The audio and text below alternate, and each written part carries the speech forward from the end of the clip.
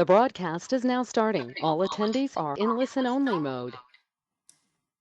Good afternoon. Welcome to another D-Link webinar. We've been gone for a while, but we've returned back with some fascinating new products to talk to you guys about today. Today's webinar is going to be focusing on the new SD Wan DBG-2000 cloud gateway, which is going to be part of the Nuclias cloud family moving forwards. It's a great little product, but before we delve in, as usual, I introduce my my partner in crime, as it were, Craig Kirby, who's hello everyone. It's nice to be back. Who's going to be doing a lot of talking today. I've said that before, but when we get these super techie ones, it's best to let Craig do most of the talking, and I'll just sit back and support and do the very obvious parts like reading out. That's right. No problem, man. You can put your feet up and enjoy.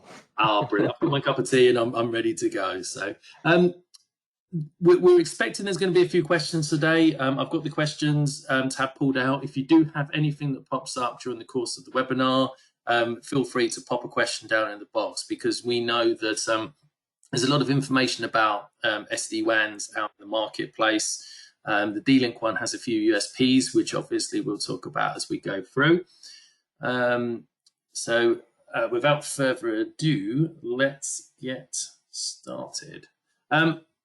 So if like me, the only thing that you really know about an SD-WAN is that the SD part of it stands for software defined, you're probably listening to the right webinar today.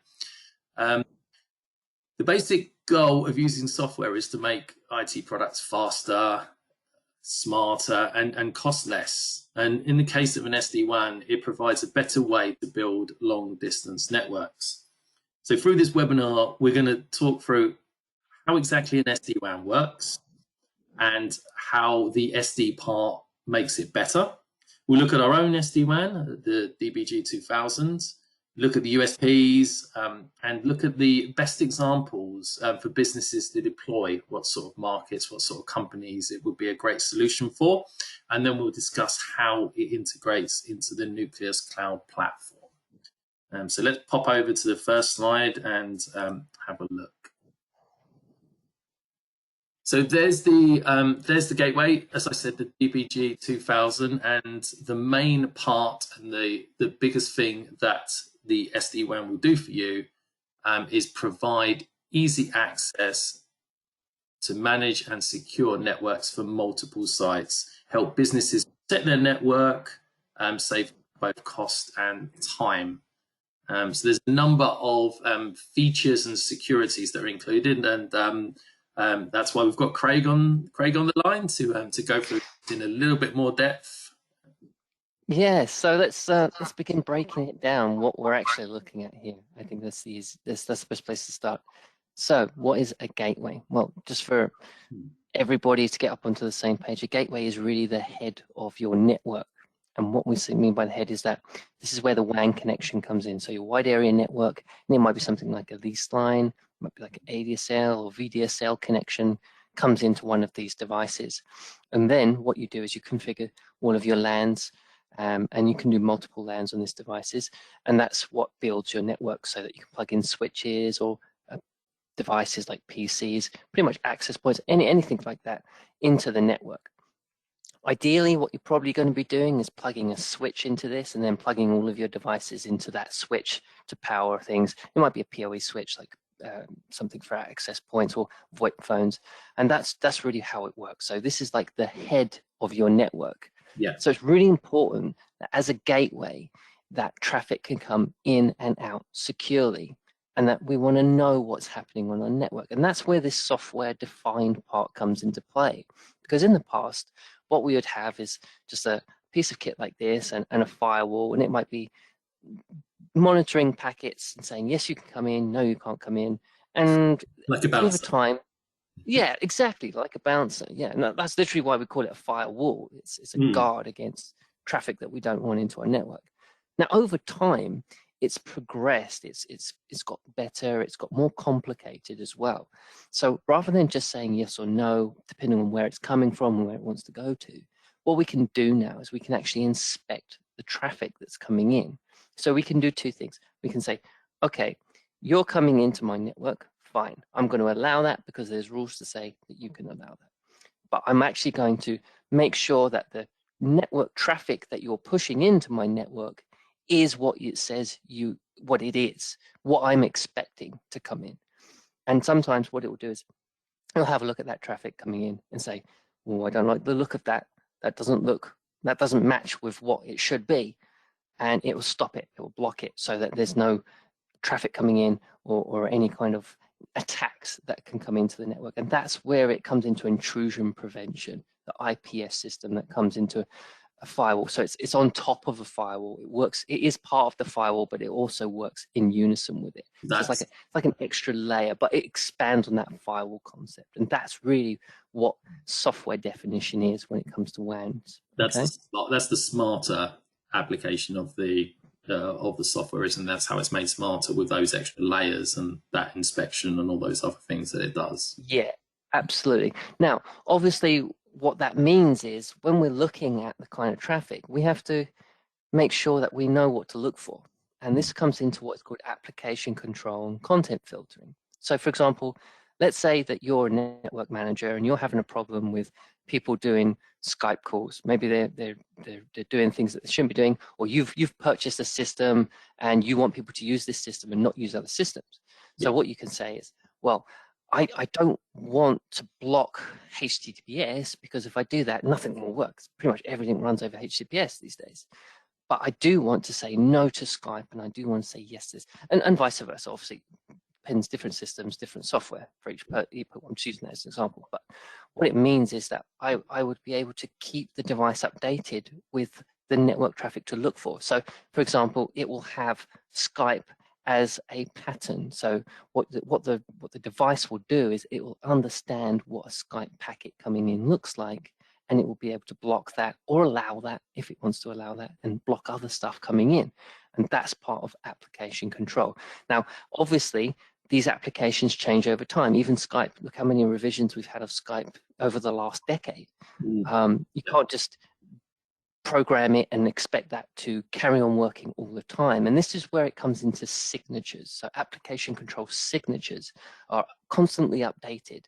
And we do this as part of this device. This is why it's such a good device to have on the cloud, because it's something that you can frequently update with firmware updates that push out automatically to the device to make sure that you're always running the latest signatures, to make sure this is always running.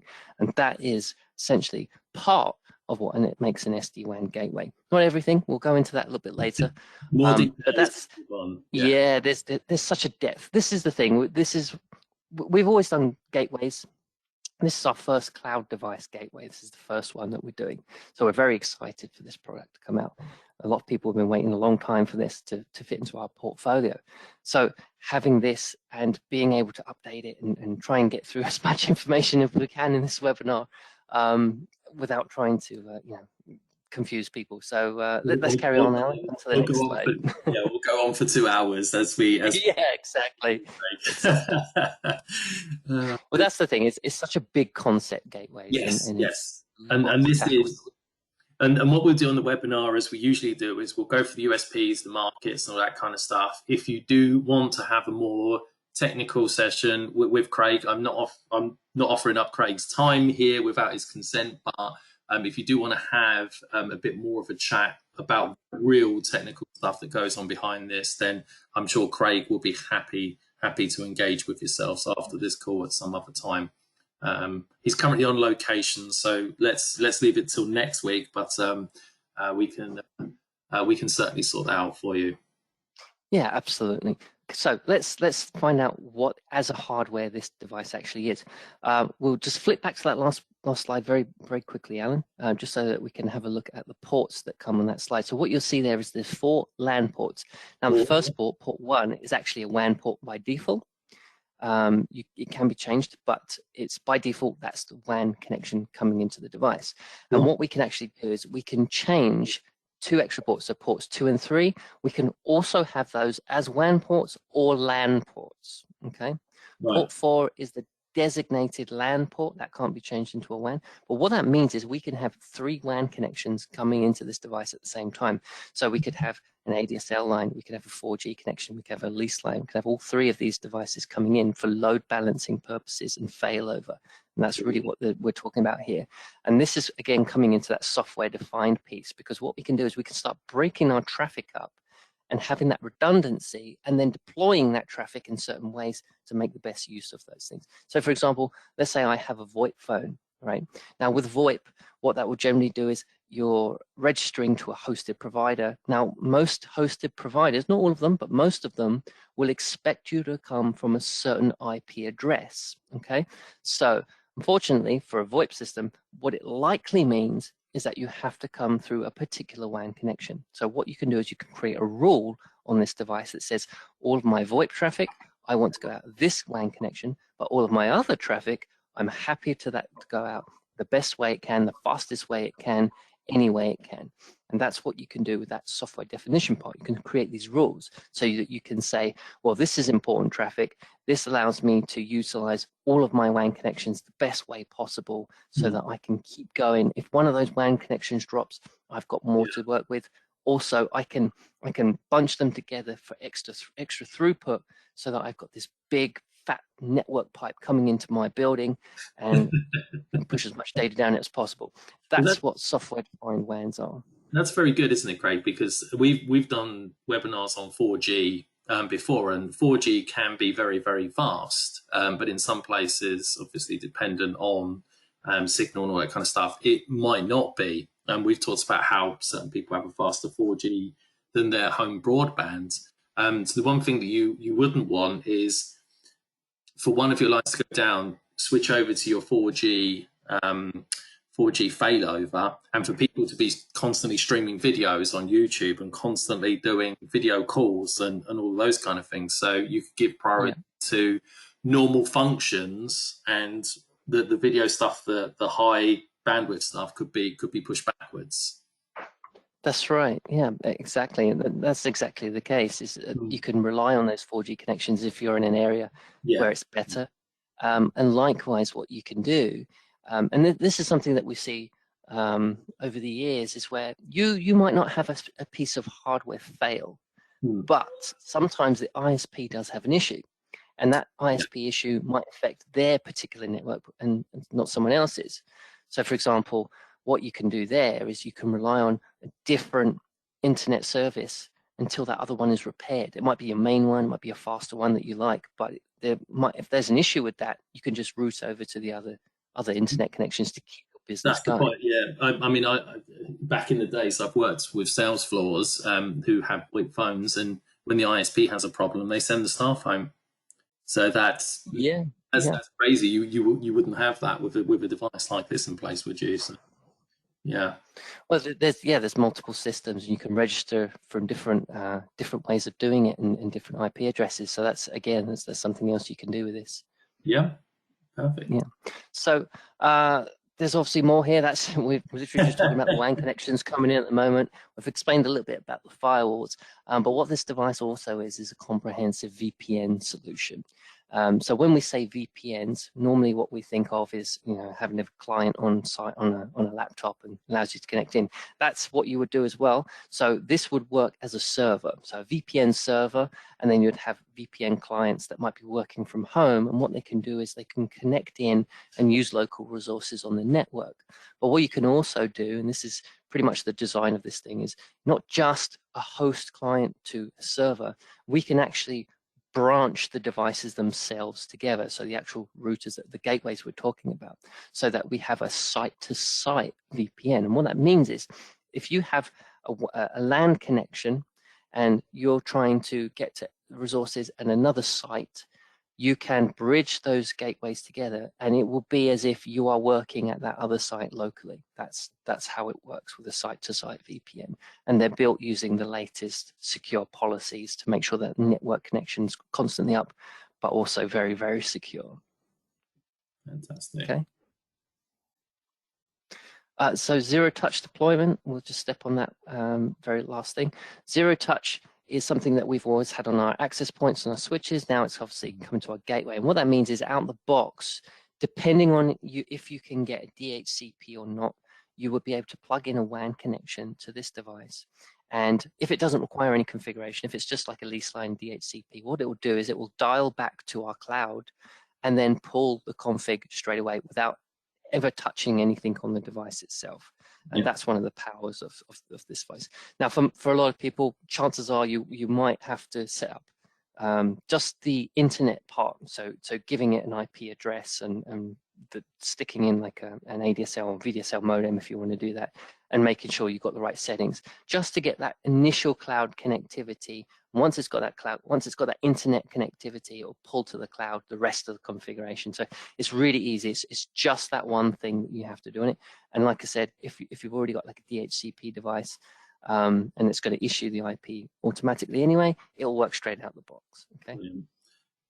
So zero touch deployment with a small zero touch deployment. Yeah, for most people, I think it's probably going to be a case of configuring an IP address or something like that to just initially get you onto the internet. Yeah. No problemo. So just a couple of bits here on the performance of the product. Numbers look very impressive, Craig, as we discussed when we had a chat through this the other day. They are, yes, and I think when we first got the performance through and we were doing like in-house testing, we were very happy with the amount of firewall throughput that's coming in. Now, if you look at a typical business, paying for a 1 gig leased line is quite expensive. So having at 1.8 gigabits per second through the firewall means you'll take full advantage of that lease line. There's going to be no caps. There's going to be no limits on the amount of traffic that's going to be pushing through that device for your typical lease line in the UK. We do expect these to grow over time, of course. That's the nature of the game, that pipes get bigger. But I think it's going to cover, that 1.8 gig is going to cover pretty much most businesses for a good few years. While the rest of the world catches up. So massive amount of firewall throughput that's coming in. You're not going to be capped on that. And the IPsec throughput as well. And what that means is 450 megabits per second. You can start building those site-to-site VPNs and you will actually get 450 megabits per second throughput coming through that. Plus overheads, of course, there's always overheads, but as a theoretical maximum, that's what it can do. So if you're working from site to site and you're using resources at the other end of that network, or even if you're just building host to clients, that sort of thing. So there's a lot of throughput that you can get through the VPN. SSL VPNs are slightly different. They work with certificates. It's a slightly different method, but you got a lot here. You've got quite a lot. IPsec tunnels is 200. So potentially, if you've got 200 clients, and that's literally think of that in terms of the amount of businesses you might have. So you've sent your employees home to work from home. Hopefully, that's not going to be the case running forward for most of the year. But we are still in that space where hybrid working is a real thing. We're happy to work that way. Then what you can do is you can create those VPN tunnels from the laptops going back to this site, and you can have up to 200 of those tunnels. So that's awesome for most businesses. Small businesses are what, 100 people at most, I would have thought. Yeah, that's what we aim with Nuclias, isn't it? Small to medium businesses, those up to about 200 people, as it were. So well in regards to what where we've aimed Nuclias so far. Yeah. Yes. Yeah, I would say so. Yeah. So we're quite happy with the specs on this as well, I think. Yeah. So a little bit more about the WANs, Craig. I hope you haven't ruined this slide already, but when you did your bit of No, because we can configure these ports to do different things. Yes. So out the box, and this is really important to stress because I don't want people to get confused about which ports are what. First, WAN port 1, the Ethernet one, is the WAN for connectivity out of the box. So that's the one. So 2 and 3 can be configured LAN or WAN, and we can also use these for DMZs as well. DMZ being a demilitarized zone, which means that you can use it like a proxy server. You'd put it in there, and that would be the front of your network. And then you can create rules to allow your VLANs and things to work with that that DMZ. So it's a front-facing device, and we can push traffic through it, or we can use it for hosting websites and things like that by protecting the rest of our network. And LAN port 4, that's our LAN port that we use for connecting to the rest of the network. That one you don't change, and that would be what you would, maybe a 192.168.0.1 address or something like that by default, just to get into the device. But you can change that and any subnets to whatever size network that you need. Fantastic. So a little bit more about the VPN features on this slide. Craig did touch on these a little bit earlier, but there's just a little bit more depth to those in here. So it point-to-point tunneling, didn't we, Craig, earlier? So point-to-point, yeah. So PBTP is probably a little bit outdated, but we do need to have that kind of connection for legacy devices. So that is there as a feature. I think most people will probably go towards that IPsec VPN these days because of that does it. Because of the IPsec policies are always getting updated, we're probably running with AES 512 encryption and things like that. So that's the default one we generally go for. But we do have something called Omni SSL, which I'll just point out is a slight variation of Open VPN. So with Open VPN, what you generally do is you'd maybe fight a little bit trying to build your certificates and then distribute those certificates out to work with Open VPN. Omni SSL is a D-Link spin-off, I suppose you would say, where we've taken that open platform and just done a little bit of jigging about with it, so that what we can do is we can generate this certificate system that we can easily distribute out from the router itself to laptops and things like that. So what we're doing is we're building this secure socket layer tunnel, but also using certificates that are nice and easy to use on there, so that the router is expecting the right person to come in, makes the connection nice and secure, but you don't have to faff around with trying to get this third-party policy of certificates in. It's an absolute nightmare, Alan, I'll tell you. Trying to get your head around certificates sometimes can be very difficult, but with Omni SSL, it makes it a little bit easier. You know that you've got all the tools in one place to try and win that battle. That's why I'm glad that I'm consumer products and marketing, Craig. We leave all this super intelligent stuff to you. We have enough problems with normal certificates, like just producing them for our training courses. So these certificates. I know. I have trouble with my 20-meter certificate even now. So. Easy to deploy gateways. We've talked about this in part, haven't we? But this is a great indication, this slide, as to just how easy this is, relating back to the previous slide, talking about those VPN tunnels and how headquarters can connect to both the branch office and the remote employee, and how you set up those filtering options. So everything dead easy, graphical interface, and just drop down menus to set everything up. So this is the really nice part about having a multi-tenancy solution that's already pre-built before you even get to the gateway itself. Yeah. What that means is we can use Nuclias to generate the way of managing our sites. And then what you can do is you can distribute a branch office over here and a branch office over there. And with a couple of clicks of a button on Nuclias itself, you can say, I want that router to talk to that router with that LAN, go. And it's very simple. You can do it the manual way if you've got a third-party router that you want to try and connect to. But if you're using two Nuclias devices, DBG-2000s, they're so easy. So easy to, and we've purposely made it that easy, because if you're using a D-Link product, you're using D-Link product, they should connect nice and easy together, and they do using Nuclias. So that's the beauty of having that. So we have our head office, or headquarters in this case, as we got in our diagram. That would be the dial-in connection. The dial-in, and all of the other branch offices would dial into that device. Okay, they would dial out from wherever they are into that headquarter device. So that would be like a VPN server that's expecting the connections, and the branch offices would be connecting out to that device in this example. Okay. Sure.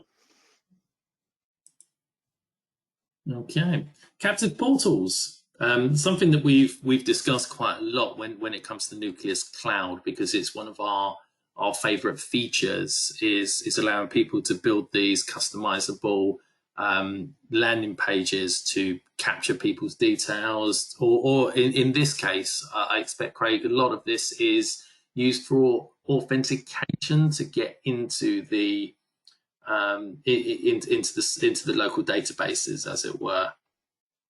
Absolutely. So what you can do is you can use the same mechanism that we have for our access points in order to authenticate onto the network so that you can securely monitor who's doing what on your network.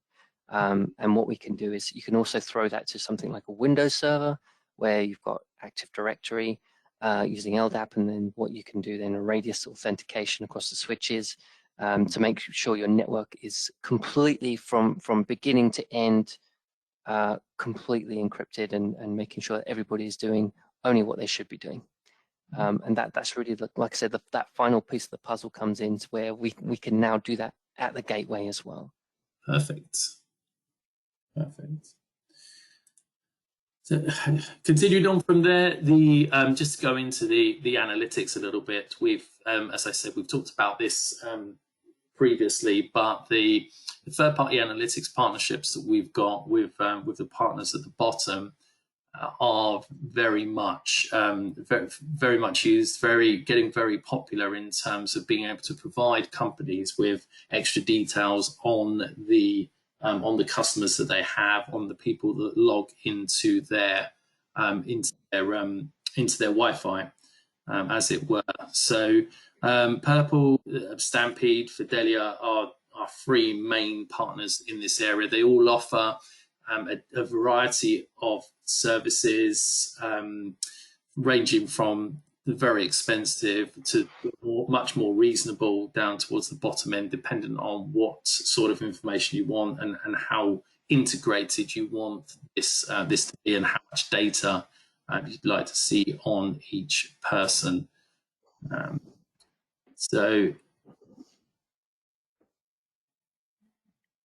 Yeah, so like you say, Alan, it's something that's already on our access points that we've been building over the last couple of years now.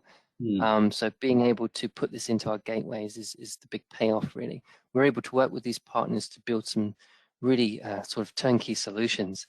And what we can also do is if you find yourself with a large project or even medium-sized project, what we can do is we can have a conversation with these partners together as a team. And in some cases, we can at project level build something a little bit more customized to your client's needs, and get something going for you that uses all the latest technology plus uses all the latest analytics as well. Yeah, get the hardware and the software people in the same room, Craig, or at least on the same call, as it were. It's yeah, absolutely. Very useful, isn't it? Very useful to make sure that you're getting exactly what you want and what you need. Just a little bit more about the web content filtering. So as Craig mentioned earlier, this is all designed to help the monitoring and management of employees' internet usage. We subscribe to a third-party database with over 30 plus categories, and it covers millions of websites. So I hope I'm right in saying, Craig, you can do this at category level, or you can scroll down even further to look at more individual sites, if that's part of it. Because for instance, for myself, I have to look after the social medias, and I have to look after Amazon and things like that. So I can't be blocked from those sites, basically. But other people in the business, we may want to block them from the sites, or the time wasting sites, as a lot of people call them. Yeah, absolutely. So spot on with that analogy, Alan. That's exactly what you would do in a case like this. So how it works, just a quick breakdown of how web content filtering works. Normally it's been notoriously difficult to kind of examine HTTPS just by its nature. It's encrypted, you see. Yes. So what we can do is we block things at a DNS level in order to get around that. And that allows us to use URL keywords and things like that to block certain categories. So how it will work is as you said, we're working with this third-party database, and what their responsibility is to catalog as many URLs as possible. So as many websites out there, and provide, okay, well, this is a website. What kind of categories does this website fall into? And that's what the database holds. So what happens is you're generic user and you have a laptop and you're on the network and you search for a gambling website. Okay. So whatever URL you've typed into that gambling website, what will happen is it goes to the router. The router will then check what kind of category that falls into, and then it will look at the rules that you've implemented on that router as the administrator. So if you've implemented block gambling, it's going to say, okay, I know that's a gambling website that this person's trying to get to. My rule says that's blockable and it needs to be stopped. So I'm now going to finish that conversation and block that category and let the person know that that site is blocked. Okay, that's essentially what it does. And like you say, you've got rules around this. So you can say, well, I want to allow gambling for this one person because it's very important for his work that he's able to make sure that, you know, maybe you are a gambling, maybe you're a site that does the actual thing. If you block that, then you're in trouble.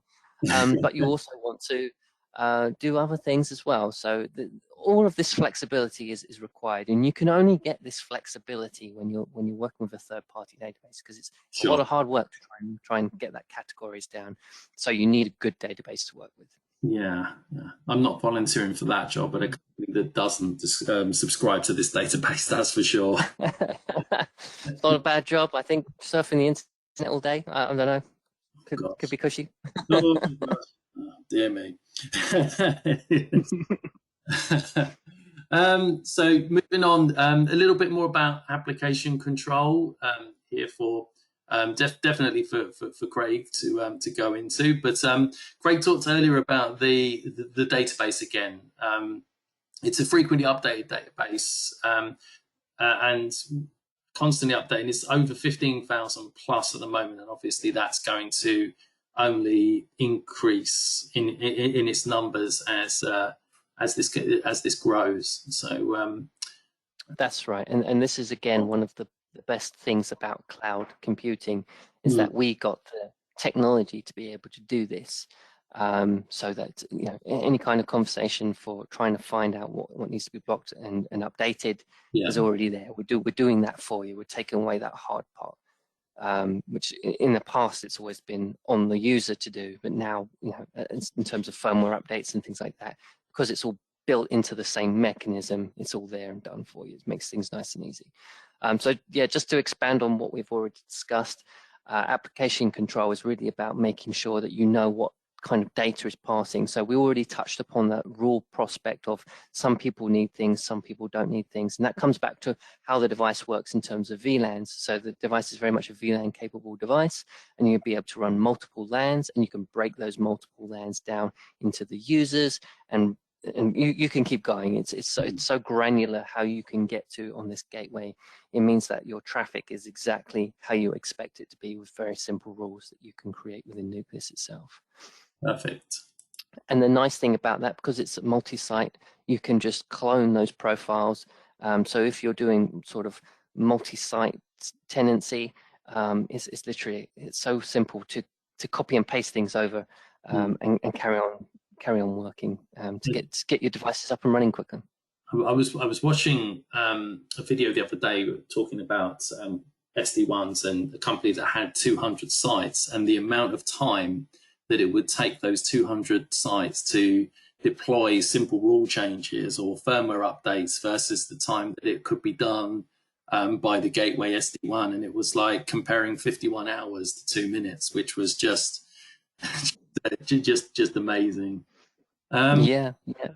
So just talking about, we talked about small to medium businesses a little bit earlier with regards to the kind of targets that we've, or the kind of businesses that we think that this product would be absolutely perfect for. So small to medium businesses, maybe they've got a few different branches, maybe they've got people working from home, a perfect ideal for those. But it really comes into its own with retail chains and hospitality, as Craig touched on earlier, and we showed the diagram of the head office and the signal coming out to the branch. So that was just one example. Obviously, you can connect multiple sites to the main unit. So in terms of retail, 10, 20, 50 shops all set up with the same profile across their internet, the same web content filtering, everything the same about each of them, making deployment changes to the network so easy, and all managed centrally by ostensibly a guy just sat there on his iPad. Yeah, it really is that simple. Yeah, we're making IT network managers very, very, very cushy jobs, aren't we, Craig? Yeah, to be honest, I've done it myself, Alan. I've changed things. I remember we keep going back to this example where at the start of the pandemic, everybody was working from home, and it was just a case of, here's an access point, plug that in with this injector into your network, and I'll do the rest. And that's really, people now come from their home network to their work network, and everything's pretty much seamless for what they need to be doing, and it makes life a lot easier. And now, if you, like I said, if you're a retail chain and you've got your customers and things, and you're going to 200 sites around the country, it's very simple just to clone that profile, then off you go. There's a new one for you. One in, one out, done, easy. The retail chains and hospitality, they are some of the main beneficiaries of the captive portals and the data analytics that we talked about earlier. So definitely retail chains, hospitality, great. There's still a lot in education and a lot of benefits for SMBs and SMEs, but there's just that little added sweetener for those guys who can just use this as a database to build up customer lists and know what customers have bought, etc., etc. So the choices for those two in particular are very, very good when it comes to Nuclias and the gateway. So why cloud?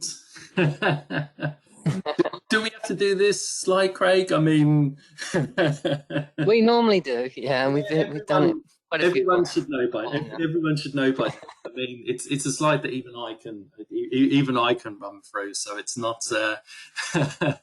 But there are so many benefits, and we've touched on some of them. The fast and easy setup, the deployment of firmware across the whole network very, very quickly, multi-tenancy, which we've talked about with regards to branches of cafes or hotels or all that kind of all those kind of businesses, and the time that it takes to put out firmware updates is massively reduced, and also the cost. The cost of these systems is you're only paying for what you use, and a lot of these systems are available on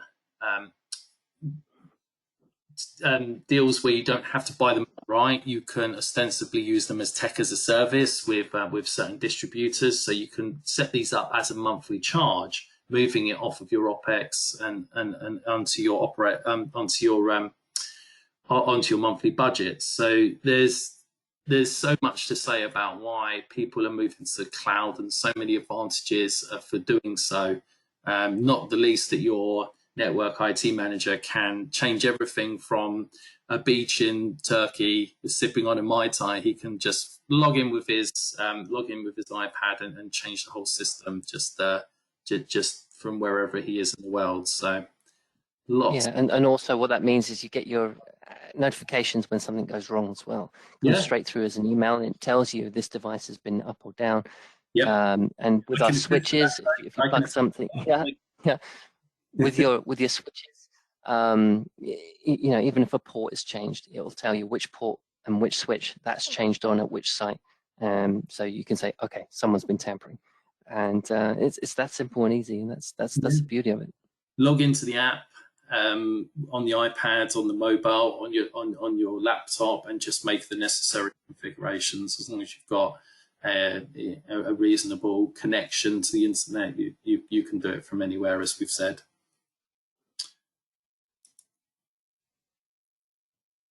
So simple deployment.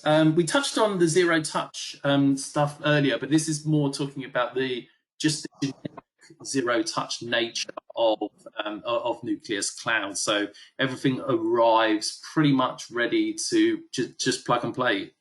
Is that right to say, Craig? Yeah, so there's a unique ID that's on the side of the box and on the device itself, and even a little barcode scanner if you want to use a barcode scanning system to create a spreadsheet so that you can just upload a spreadsheet in as well. And what that means is that without even opening the box, you're able to say this device is mine and it goes into my network and it needs to go into this site here. So literally, you just add a device, give it the unique ID, give it a profile, and make sure that it's going into the correct profile. And then when that goes to site, you ship it off. So it goes in a box, Royal Mail. Next day, you take that device out, you plug it in, dials out to the cloud, goes to the account, and then pulls the right configuration, and you're up and running. So you've not actually touched anything on the device at the site. You've done everything in pre-configuration, up and running, and it's ready to go. And it could be a case that you've already got your configurations there and you're buying more of these devices. So you're just assigning it that same profile, out it goes, direct, drop ship it straight to the place that you're actually going to. It's that scalability that we talked about on the last slide, isn't it? It's perfect for that. Yeah, absolutely. Onto the interface. We love to show this because people talk about networks as confusing. Well, I mean, Nuclias graphical interface and very, very easy to understand. The screenshots just it's no different when you log into what you see on the screen here. It's totally Ronsil. It's very, very easy to see everything about your network within a couple of clicks. I've seen Craig demo Nuclias Connect. I've seen him set up new devices. I've seen him do a number of things while in a hotel to demonstrate to customers just how easy it is to be done. So very, very intuitive, very easy to follow. The sort of thing that the IT manager can show to his boss, and his boss would be like, I get it. Yeah, a definite plus for Nuclias Cloud is this intuitive interface and just how it is to get everything just within a very few clicks.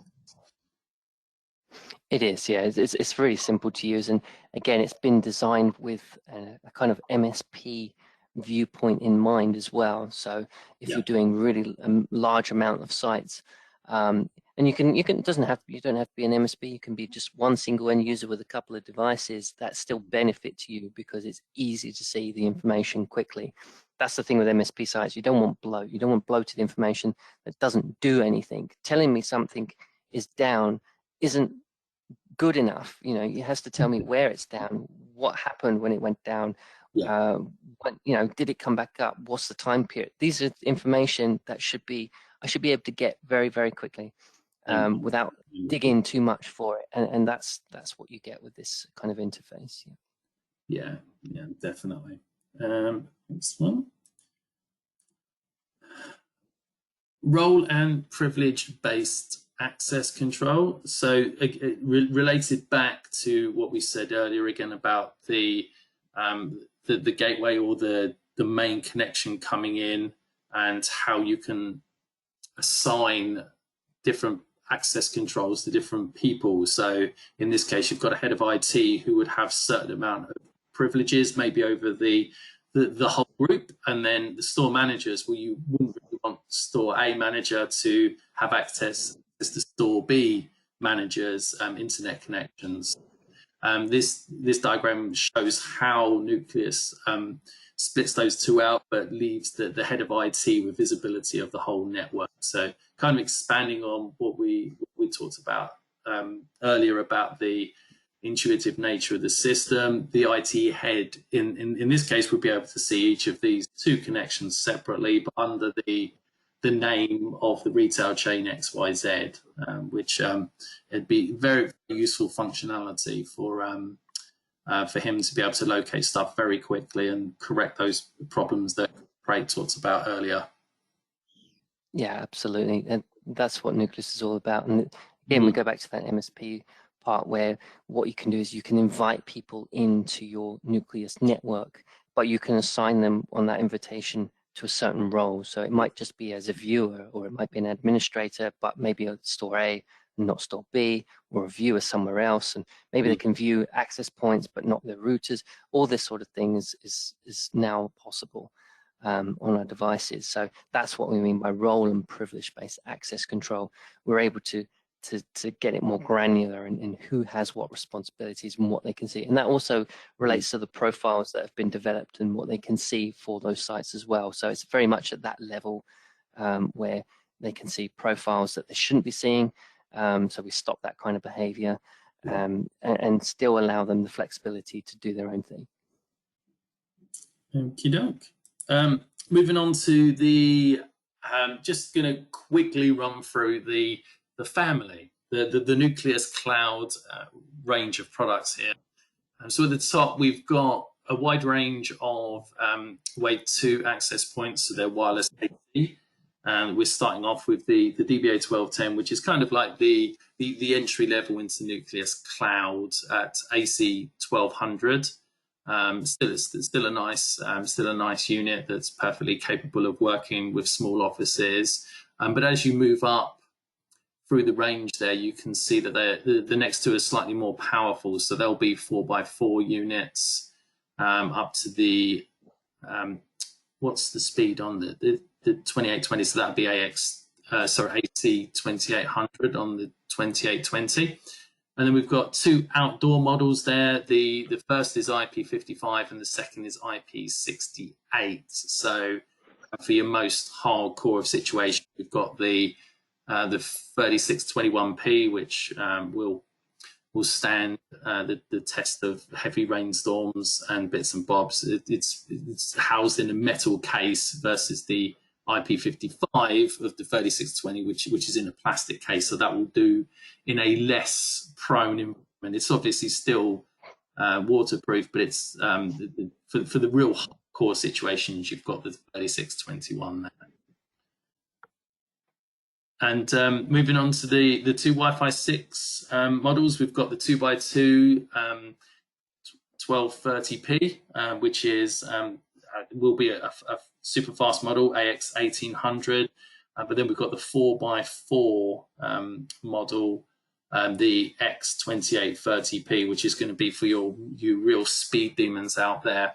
And that comes with a 2.5 gig Ethernet port, which makes it fantastic to run with our range of 1520 switches, Craig, which have the capacity to output to that speed. So teaming up the DBA. Right, yeah.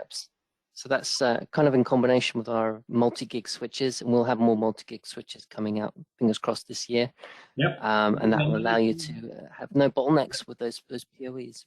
Yeah, we got the unmanaged switch now, but that's probably not for a bigger business. They probably want a smart managed switch. But well, a great range there, and I'm sure there'll be more to come.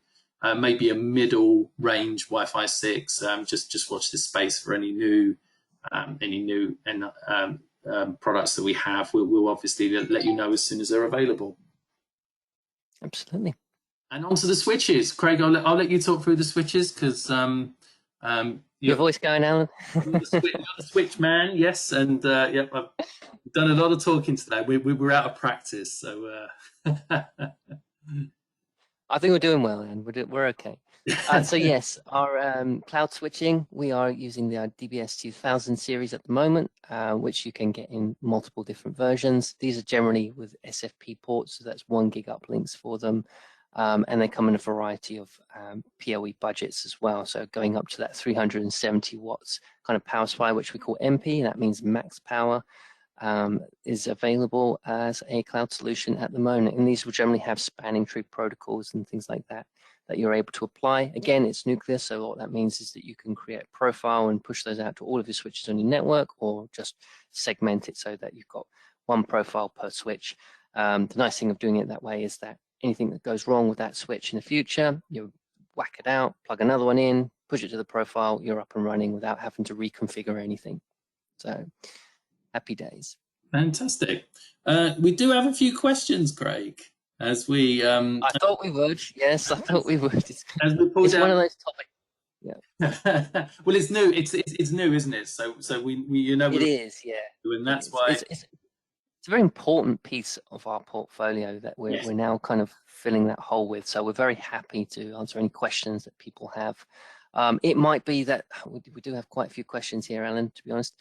And some of these might be a little bit too complicated for people to understand on the webinar. Therefore, I'll probably fire a lot of these questions back personally to your personal emails. But ask away, Alan. We'll see what we can do. Yeah, sure.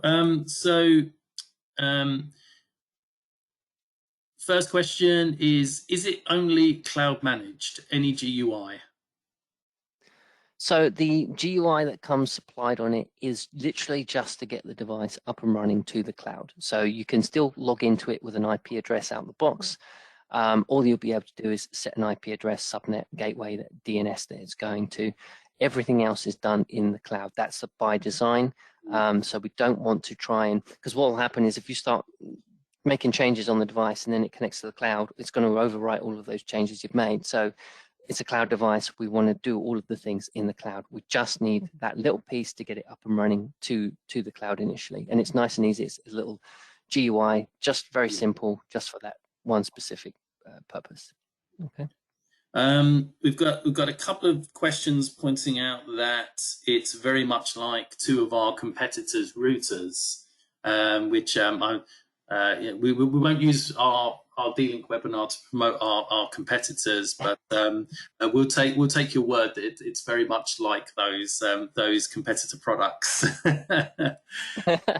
Yeah, I mean, at the end of the day, it's a routing device. They're not new. Of course. But what you do get new is better hardware, faster speeds, ease of use, and something that fits into a combined portfolio. The idea at D-Link is that we try and do.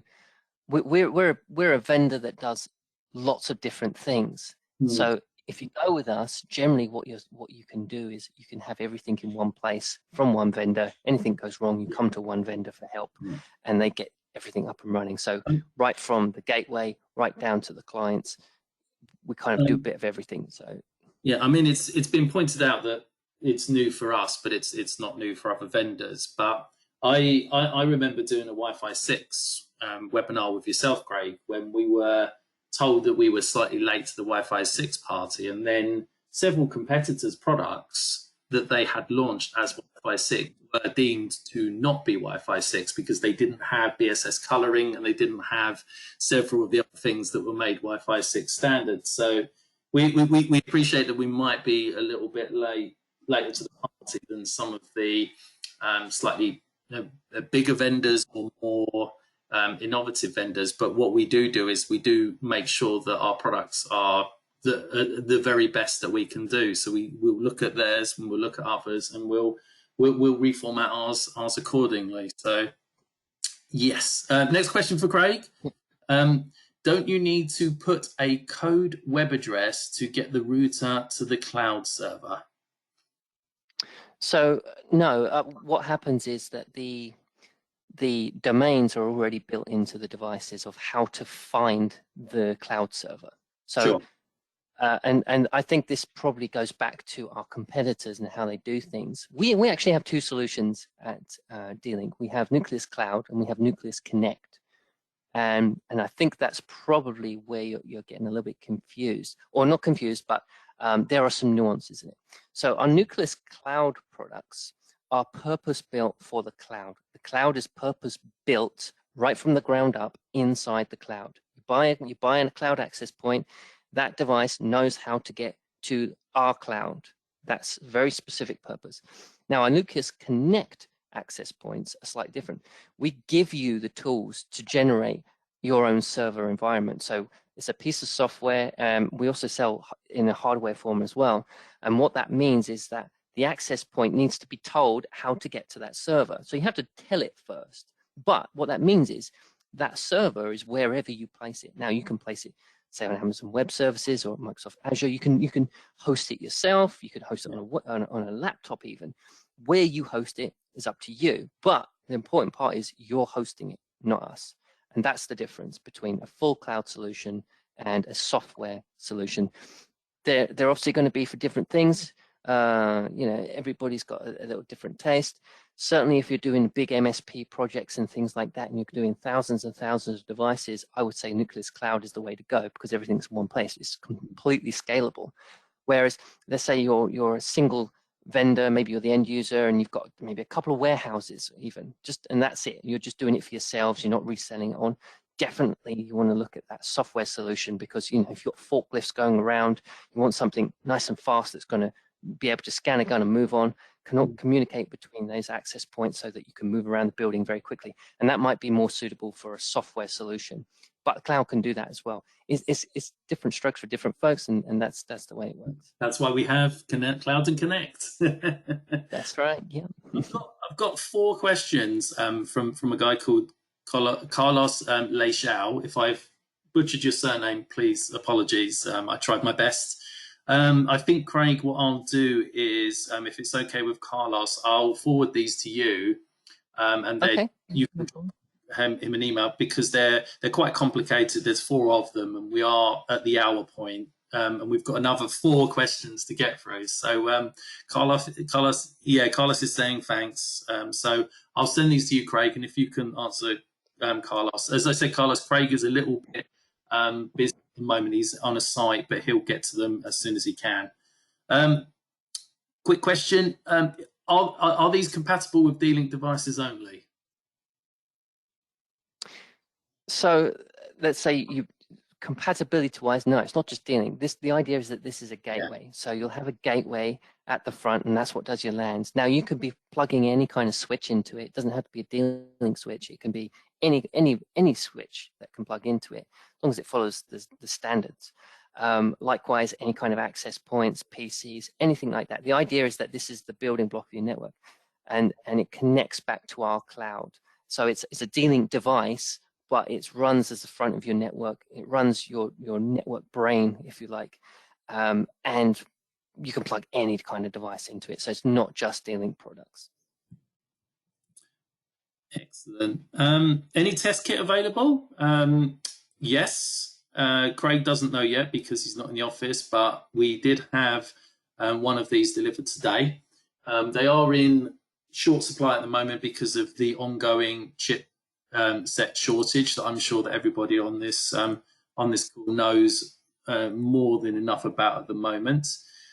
So if you do have a request for a test unit, you can you can get in contact with us on the email on the screen, UKI-sound@dlink.com.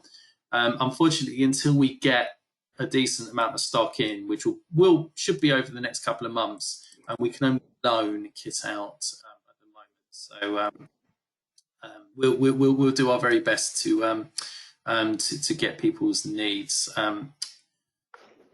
Yeah, I think because, like you say, Alan, it's very difficult to get the products out. What we can do as a possibility is do extra demos specifically for you and your customers. And what we can also do is maybe try and provide some remote access for a short period of time so that you can log in and have a look and see what's going on with the devices. So there's something we can figure out so that you can actually chop and change and things. But the important part is that you can create a Nuclias account. You don't even need a device. You can go to nuclias.com and create a Nuclias end user account, and you can actually start creating profiles and things like that. So you can see how it actually works in terms of the configuration for the actual device itself and what you would do with it. So by all means, do have a look at the profiles. It's quite handy to know exactly what you're buying. So it's almost like a virtual demo itself, because you're able to actually start configuring it before you even buy it. Brilliant. Last question, Craig. Okay. It related to the last one. I think thus the SD Wan can capable from older access points. I think is the SD Wan compatible with older access points? Is the question there? So the access points, you can plug in any access points into it. Yes. Now, perhaps what you're talking about is outbound traffic. I'm not sure on the question, to be honest. Can you plug any access points into it? Yes, you can. Obviously, access points generally are PoE powered. You can use PSUs with them as well. Yeah. Generally, that would go through a switch, I would have thought, and the switch would probably power the access points. But yes, any access point to do. The thing with D-Link is what we do is when we build things, and this goes back to the previous question about, oh, it's like this vendor, it's like that vendor. What we do is we do things to the standards. Yeah. Now, without trying to slander anybody, when we build a device, when we build a device, we build it to the standards, the specifications.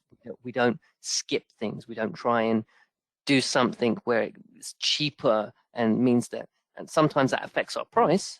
And unfortunately, you know, that happens, but you get something that is built to the standard that is required. So if we do something like ERPS, for example, where Ethernet ring protection systems, it's built to the standard. It's not a proprietary thing where you have to buy this particular switch and that particular switch for that vendor to get it to work. It will work with other vendors that adhere to these standards as well.